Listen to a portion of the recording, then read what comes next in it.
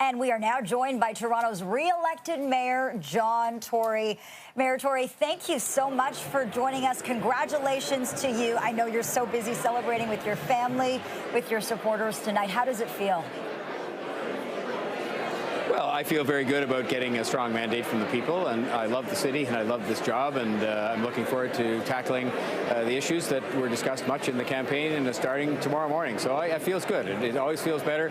I have won and I've lost in politics, and feeling winning feels better, I assure you. I'm sure that it does. I have to ask, because last time around we thought this was it. Is this really going to be it?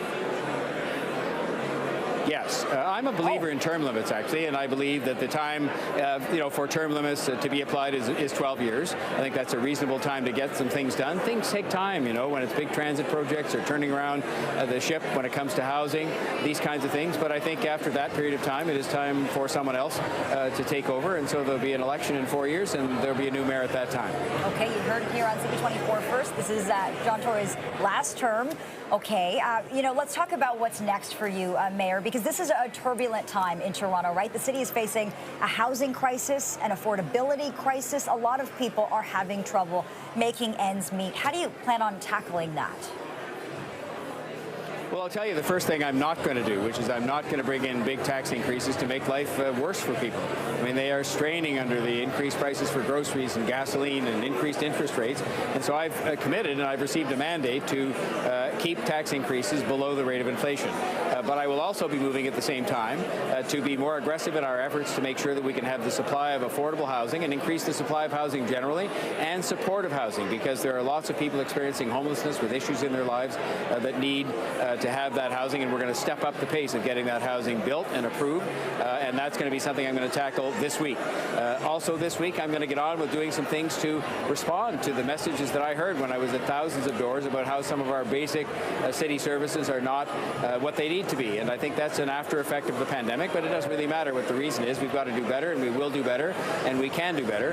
And then finally, I hope you heard me say in the remarks I made, those who were able to hear those, that I'm going to be taking an even keener interest than I have in the plight of people with mental illness and mental health issues and substance use issues. It is just not right that we are letting people fall between the cracks. At least we're now seeing them. As I said in my remarks, we recognize and talk about the fact that there are people facing these issues, but we are not yet responding in the way that we have to. And quite frankly, while we will be leaders in the delivery of services to support those people, we cannot be the ones, because we just can't, we're not equipped to pay for all of that. So we're going to have better partnerships with the other governments. Mayor Tory, you are one of only 2 mayors across Ontario that will be able to use the so-called strong mayor powers. I wonder if you plan on changing your political style at all, and perhaps being a little more aggressive, knowing that this is your last term as mayor, so you don't have to put yourself up for re-election again. Well, no, I'm not going to do that. But look, I won't use the word aggressive, but I will use the word determined. And I think if you're determined, you can still collaborate. I am who I am, and I believe in collaboration my whole life. In every aspect of my career, I've been a person who collaborates and who works to build consensus, and I will continue to be that way. However, if people try to stand in the way of the transit plan, or they are balking at some of the changes we simply have to make in order to increase the supply of housing and affordable housing, or if they are people who don't recognize the realities that we have to deal with in terms of our finances, then of course those authorities would be used. But I'm very hopeful they won't have to be used very often, because I think that most people recognize what it is we have to do and what I got a mandate to do from people right across the city. Okay, that is re-elected Toronto Mayor John Tory joining us live here for his first interview on CP24's Your Vote 2022. Mr. Mayor, appreciate your time. Congratulations. Thank you. Thanks so much.